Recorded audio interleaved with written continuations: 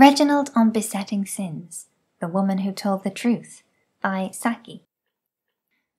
There was once, said Reginald, a woman who told the truth. Not all at once, of course, but the habit grew upon her gradually, like lichen on an apparently healthy tree. She had no children, otherwise it might have been different. It began with little things, for no particular reason, except that her life was a rather empty one, and it is so easy to slip into the habit of telling the truth in little matters. And then it became difficult to draw the line at more important things, until at last she took to telling the truth about her age. She said she was 42 and 5 months.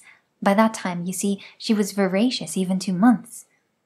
It may have been pleasing to the angels, but her elder sister was not gratified. On the woman's birthday, instead of the opera tickets which she had hoped for, her sister gave her a view of Jerusalem from the Mount of Olives, which is not quite the same thing. The revenge of an elder sister may be long in coming, but, like a southeastern express, it arrives in its own good time. The friends of the woman tried to dissuade her from overindulgence in the practice, but she said she was wedded to the truth, whereupon it was remarked that it was scarcely logical to be so much together in public. No really provident woman lunches regularly with her husband if she wishes to burst upon him as a revelation at dinner. He must have time to forget. An afternoon is not enough. And after a while her friends began to thin out in patches. Her passion for the truth was not compatible with a large visiting list. For instance, she told Miriam Klopstock exactly how she looked at the Alexis ball. Certainly Miriam had asked for her candid opinion, but the woman prayed in church every Sunday for peace in our time, and it was not consistent. It was unfortunate, everyone agreed, that she had no family. With a child or two in the house, there is an unconscious check upon too free an indulgence in the truth. Children are given us to discourage our better emotions. That is why the stage, with all its efforts, can never be as artificial as life. Even in an Ibsen drama, one must reveal to the audience things that one would suppress before the children or servants. Fate may have adorned the truth-telling from the commencement and should justly bear some of the blame, but in having no children the woman was guilty, at least, of contributory negligence. Little by little she felt she was becoming a slave to what had once been merely an idle propensity, and one day she knew. Every woman tells 90% of the truth to her dressmaker. The other 10% is the irreducible minimum of deception, beyond which no self-respecting client trespasses.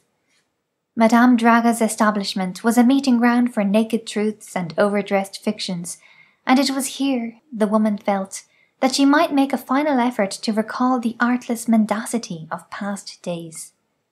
Madame herself was in an inspiring mood, with the air of a sphinx who knew all things and preferred to forget most of them. As a war minister she might have been celebrated, but she was content to be merely rich. If I take it in here, and Miss Howard, one moment, if you please, and there, and round like this, so, I really think you will find it quite easy. The woman hesitated. It seemed to require such a small effort to simply acquiesce in Madame's views. But habit had become too strong. I'm afraid, she faltered, it's just the least little bit in the world to...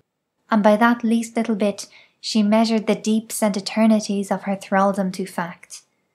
Madame was not best pleased at being contradicted on a professional matter, and when Madame lost her temper you usually found it afterwards in the bill. And at last the dreadful thing came, as the woman had foreseen all along that it must. It was one of those paltry little truths with which she harried her waking hours. On a raw Wednesday morning, in a few ill-chosen words, she told the cook that she drank. She remembered the scene afterwards as vividly as though it had been painted in her mind by Abby. The cook was a good cook, as cooks go, and as cooks go she went. Miriam Klopstock came to lunch the next day. Women and elephants never forget an injury.